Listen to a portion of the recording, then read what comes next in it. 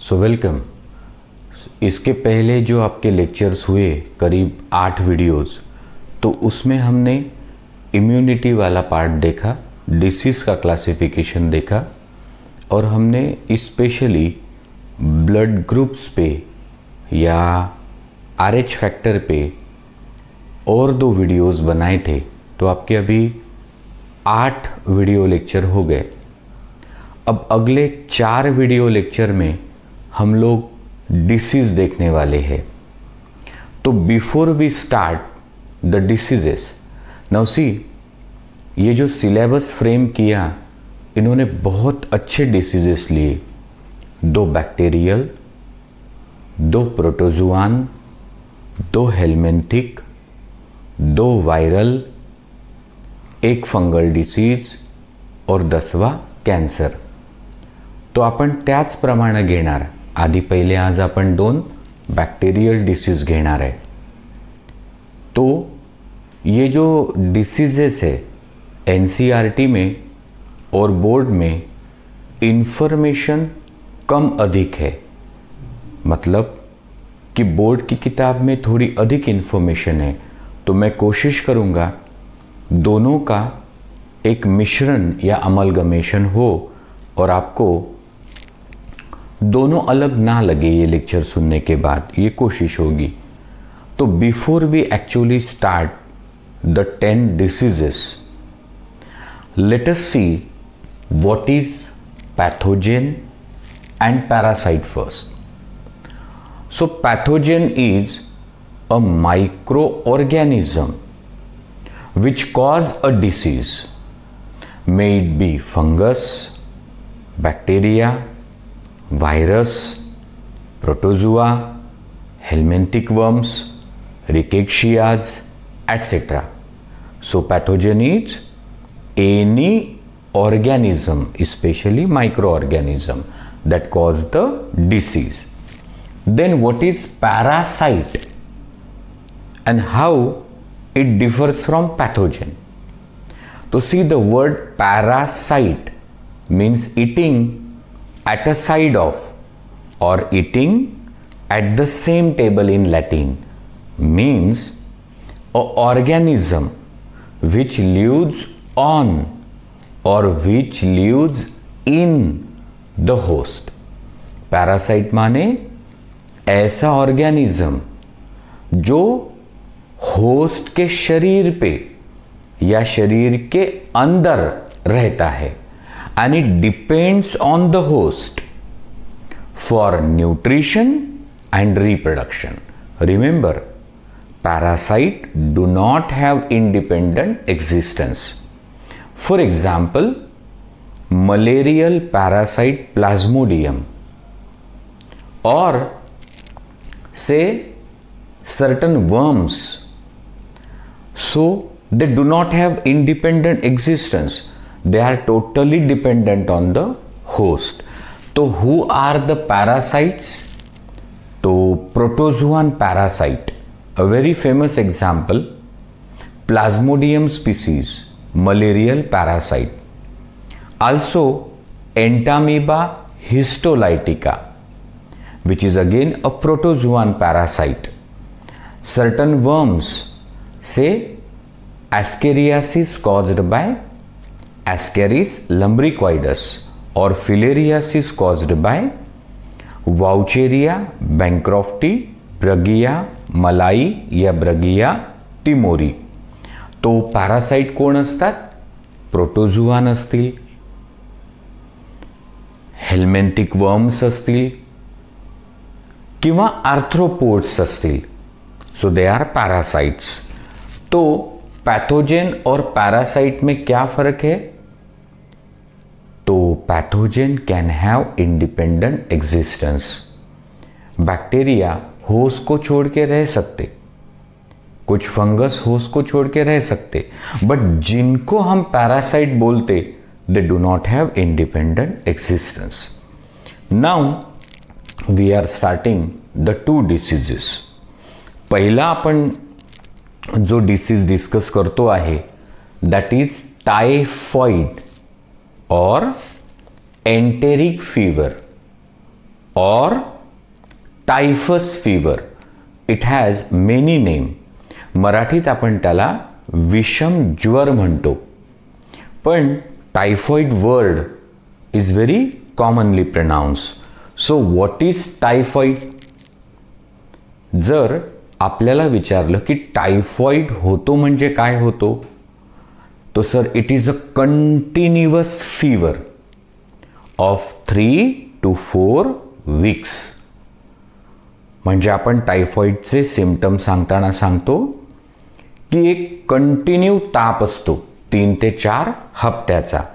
तो typhoid is a acute febrile disease in which there is a continuous fever of 3 to 4 weeks. Typically, this fever rises like a ladder. धीरे धीरे ये बुखार बढ़ते जाता है और इसकी हाइट है 40 डिग्री सेंटीग्रेड तक या 103-104 डिग्री फ़ारेनहीट तक बुखार चढ़ता है. तो हमें समझ में आया कि टाइफॉइड एक एक्यूट फेब्राइल डिसीज है जिसमें कंटिन्यूअस फीवर रहता है 3 से 4 हफ्तों का. अब थोड़ी हम इसकी इंट्रोडक्शन देखेंगे. सुनो, ये जो टाइफॉइड नाम का डिसीज है, ये कौन से ऑर्गन का डिसीज है शरीर के? तो sir it's a disease of small intestine. छोटी आत, लहान आतड्याचा हा रोग आहे. हा जो बॅक्टेरिया आहे साल्मोनेला टायफी, हा पेशंटच्या लहान आतड्यात असतो. तो remember, typhoid is a continuous fever of 3 to 4 weeks. It is caused by certain bacteria Salmonella typhi which lives in the lumen of small intestine. माने ये छोटी आंत का रोग है.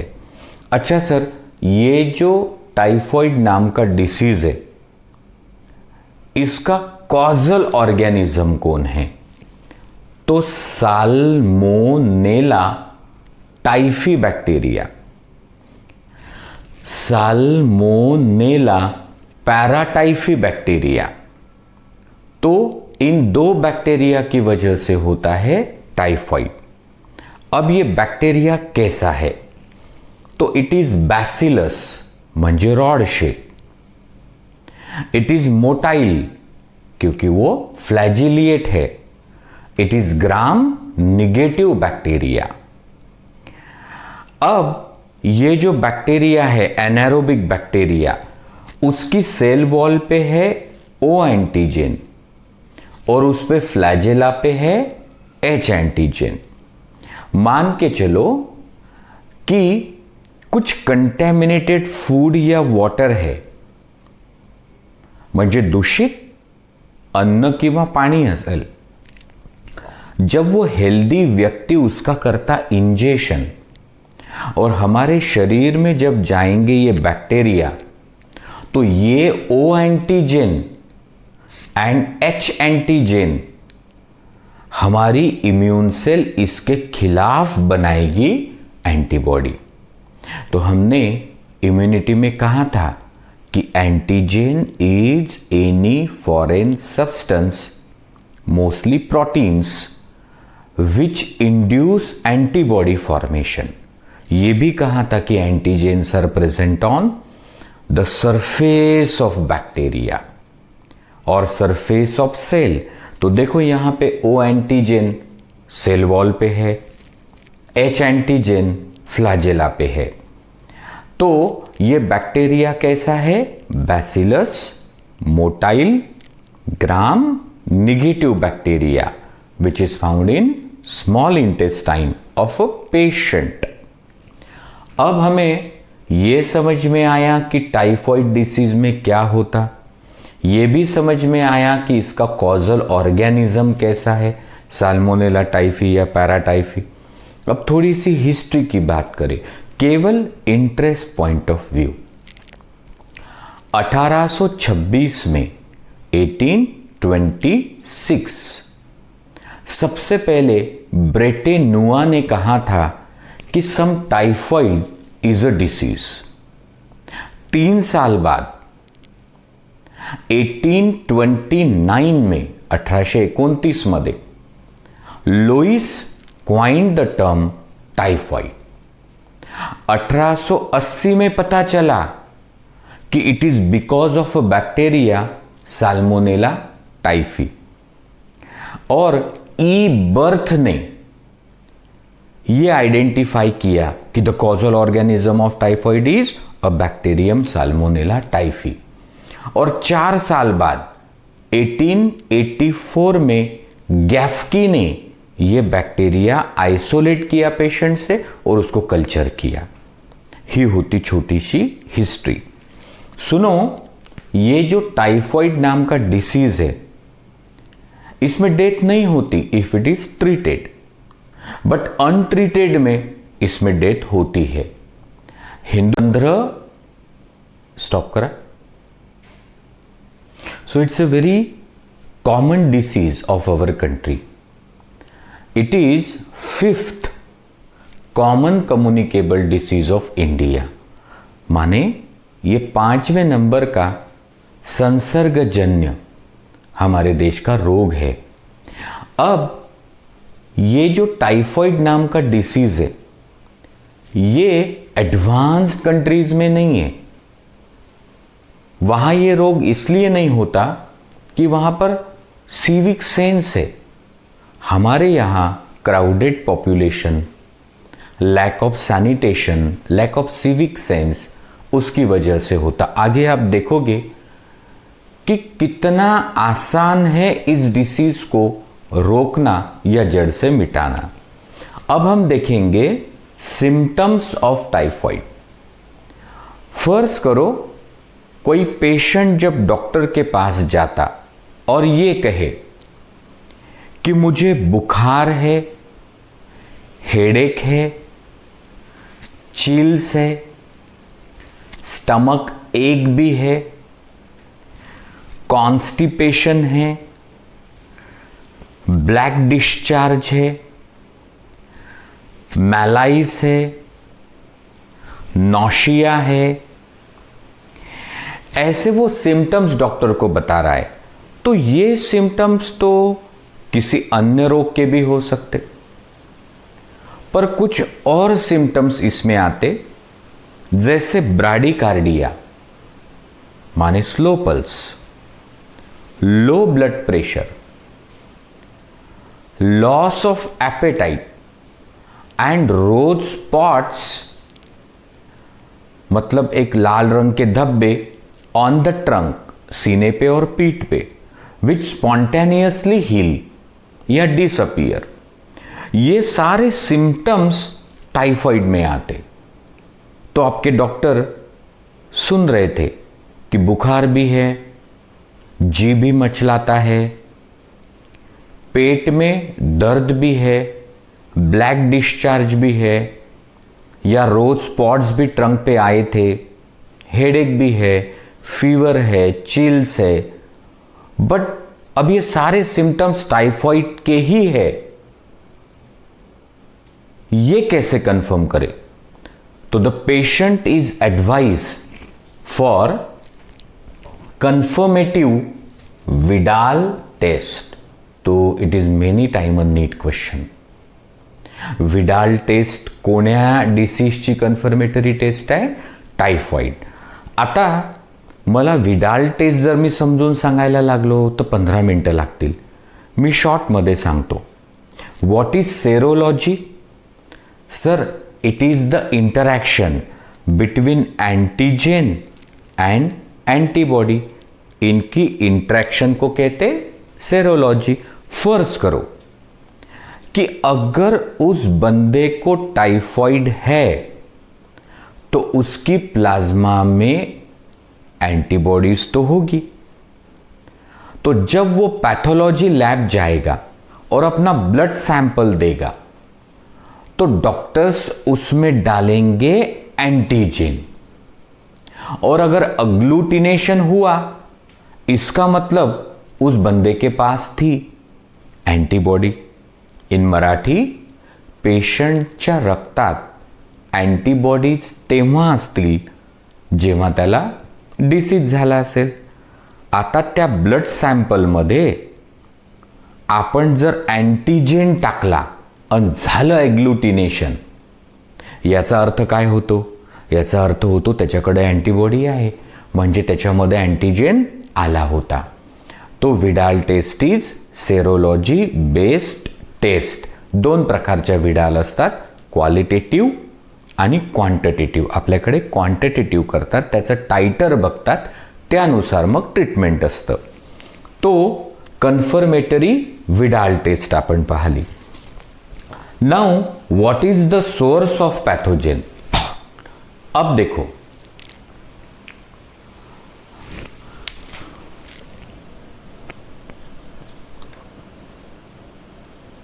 इस व्यक्ति को टाइफाइड है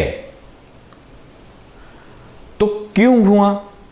तो सर उसको साल्मोनेला टाइफी नाम के बैक्टीरिया का हुआ इन्फेक्शन.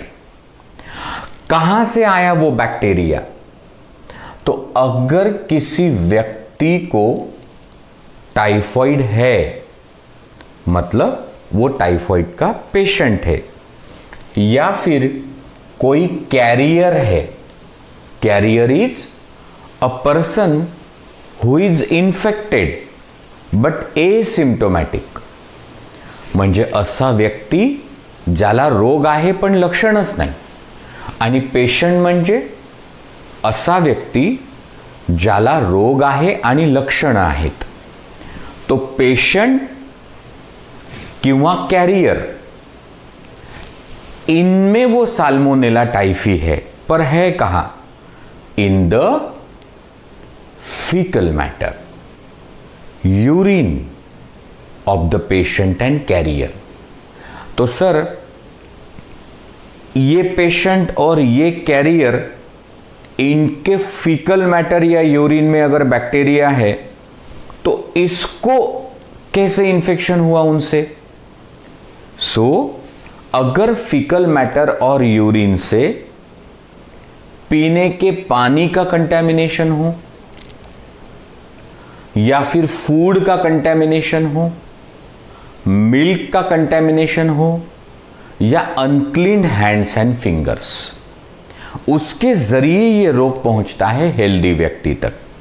तो what is the source of pathogen? The faecal matter and urine of the patient and the career.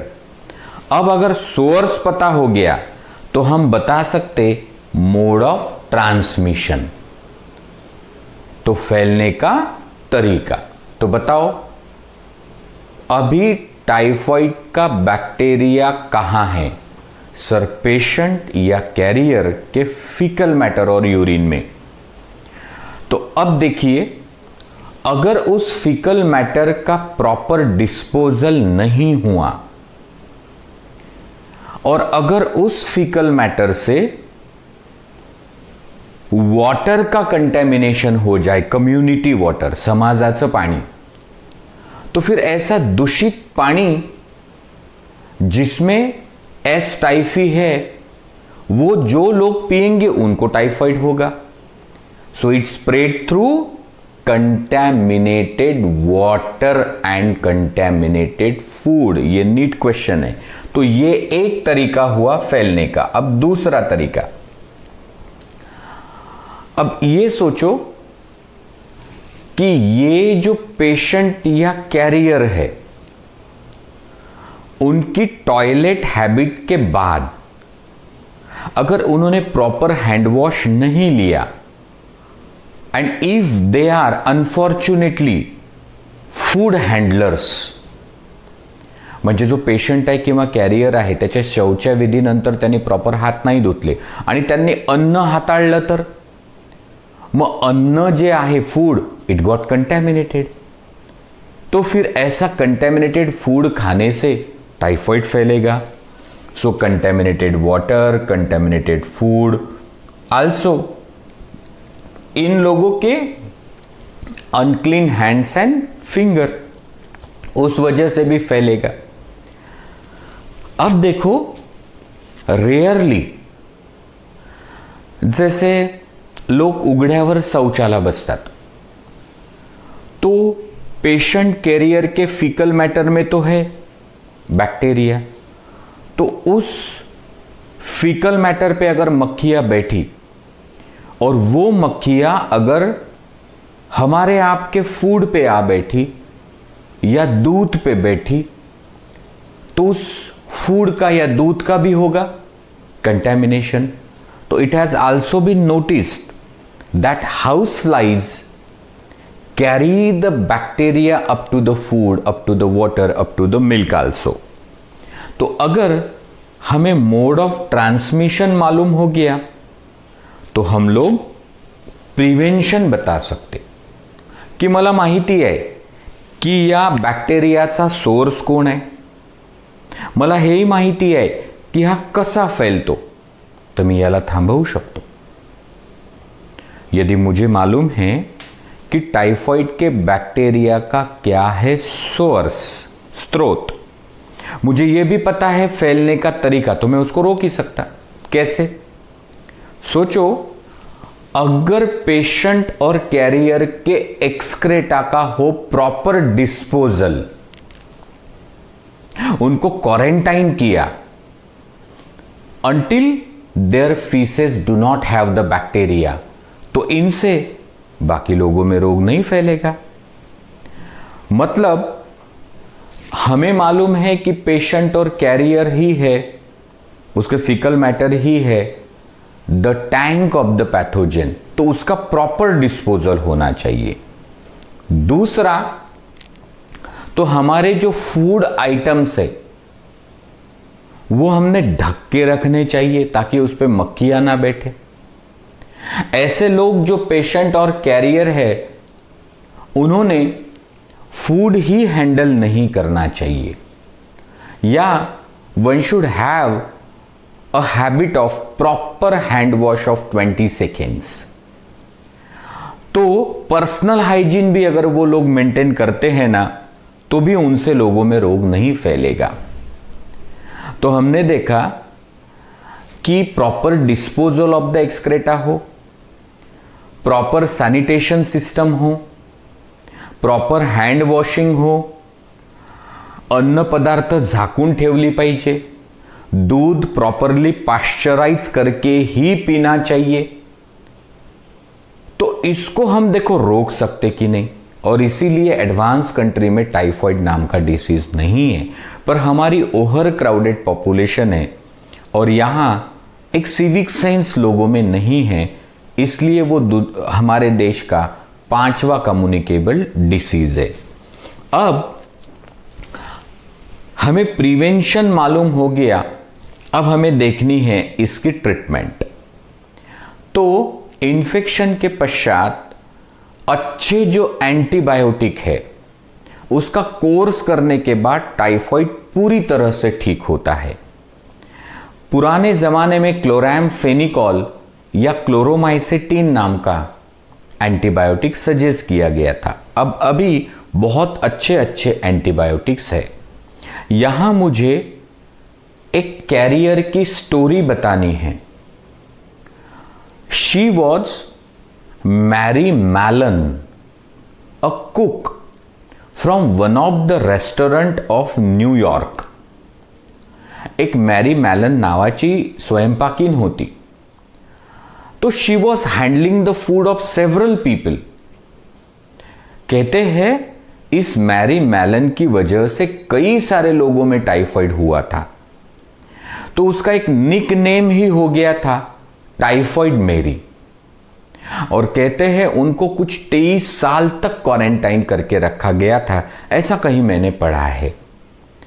तो ना केवल पेशेंट लोगों में इस डिसीज को फैलाता, बट जो कैरियर है, मतलब जिनको सिम्टम नहीं है, जो एसिम्टोमेटिक है, उनके भी फीकल मैटर में बैक्टीरिया डिस्चार्ज होते रहते हैं।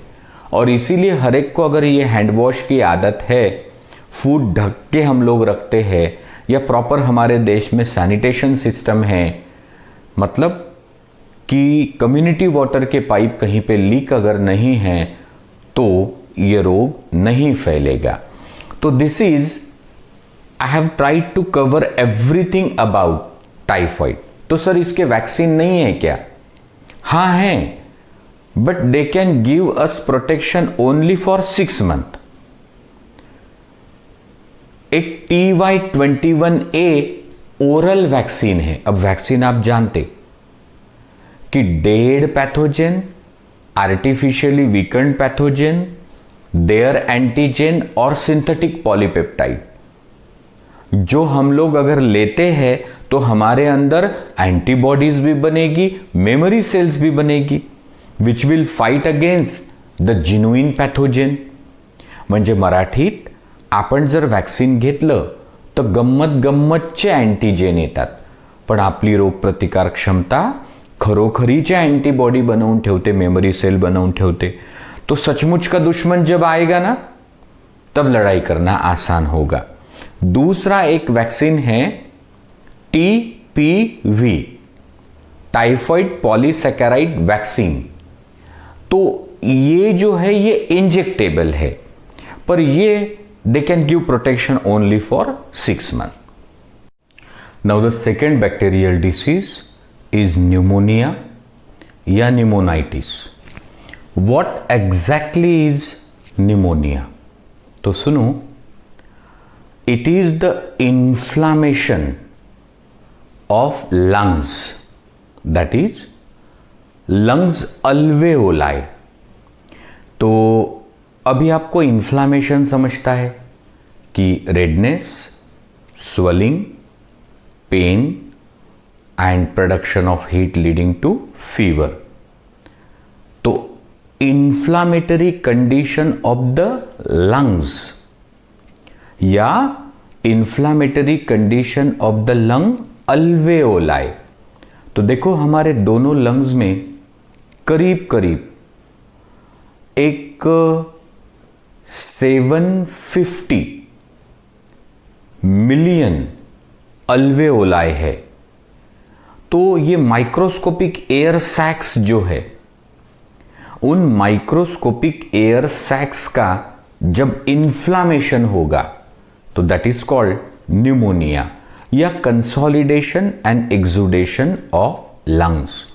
इन मराठी आपल्या दोन्ही लंग्समध्ये हजारोच्या संख्येने छोट्या छोट्या अल्वेओलाई किंवा एअर सॅक्स आहे। या प्रत्येक एअर सॅकचं होते इन्फ्लामेशन आणि त्याच्यात फ्लुइड ॲक्युम्युलेट होते, म्हणजे श्वास घ्यायला त्रास होतो। दॅट इज कॉल्ड न्यूमोनिया और pneumonitis. It's a inflammatory condition of the lungs. तो सर न्यूमोनिया और कॉमन कोल्ड माने सर्दी, उसमें अंतर क्या होगा? तो सुनो, न्यूमोनिया लंग्स का डिसीज है, लोअर रेस्पिरेटरी ट्रैक, और कॉमन कोल्ड माने सर्दी, ये अपर रेस्पिरेटरी ट्रैक का डिसीज है।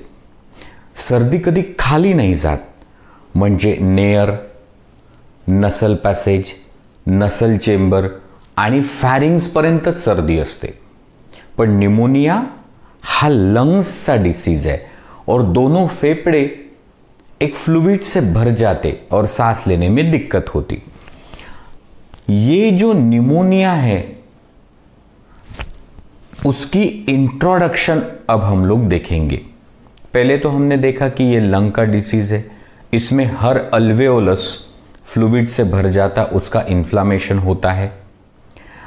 तो सर न्यूमोनिया का कारण क्या है? What is the causal organism? तो there are 2 type of pneumonia, infectious and non-infectious। तो सर नॉन इन्फेक्शियस माने वो एक फिजिकल ट्रामा से होता है, जैसे कोई एक्सीडेंट हो गया और ब्लंट ट्रामा हो गया सीने में, तो भी न्यूमोनाइटिस होता है। या फिर कोई हजार्डस केमिकल है किसी फैक्ट्री में, तो उस फैक्ट्री के वर्कर को भी न्यूमोनिया होता है। तो ये जो नॉन इन्फेक्शियस प्रकार का न्यूमोनिया है, इसका फैलाव नहीं होता। अब इन्फेक्शियस न्यूमोनिया, इसकी जड़ बैक्टीरिया हो सकता, हेलमेंटिक वर्म्स हो सकते, वायरस हो सकते, तो हम लोग बैक्टीरियल निमोनाइटिस हम लोग सीखने वाले हैं। सो स्ट्रेप्टोकोकस निमोनी या हीमोफिलस इन्फ्लुएंजी, स्ट्रेप्टोकोकस निमोनी या हीमोफिलस इन्फ्लुएंजी इस बैक्टीरिया से होता है बैक्टीरियल निमोनाइटिस। अब कुछ वायरस सुनो, influenza virus, respiratory syncytial virus, adenoviruses, para influenza virus, ऐसे वायरस है जिनसे निमोनिया होता है। So bacterial pneumonitis, viral pneumonitis.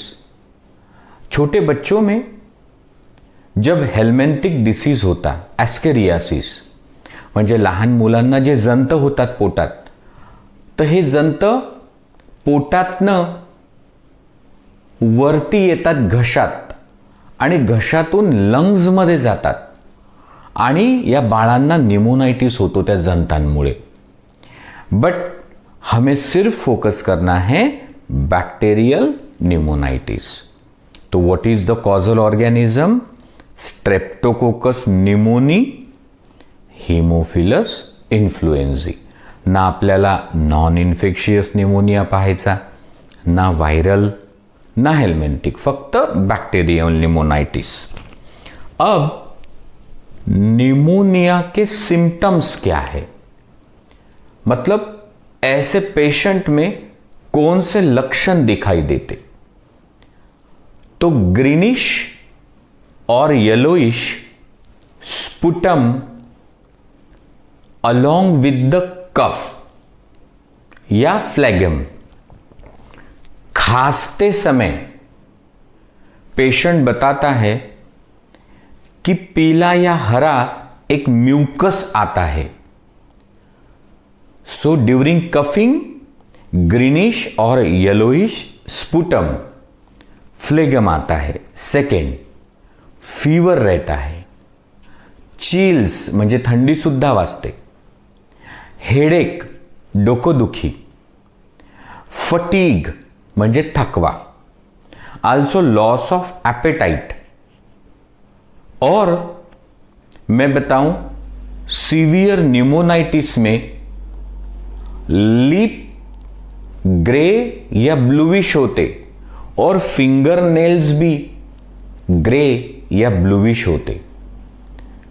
तो ऑक्सीजन परफ्यूजन उस पार्ट तक कम होता शायद इसलिए। तो निमोनियाचे लक्षण काय आहे?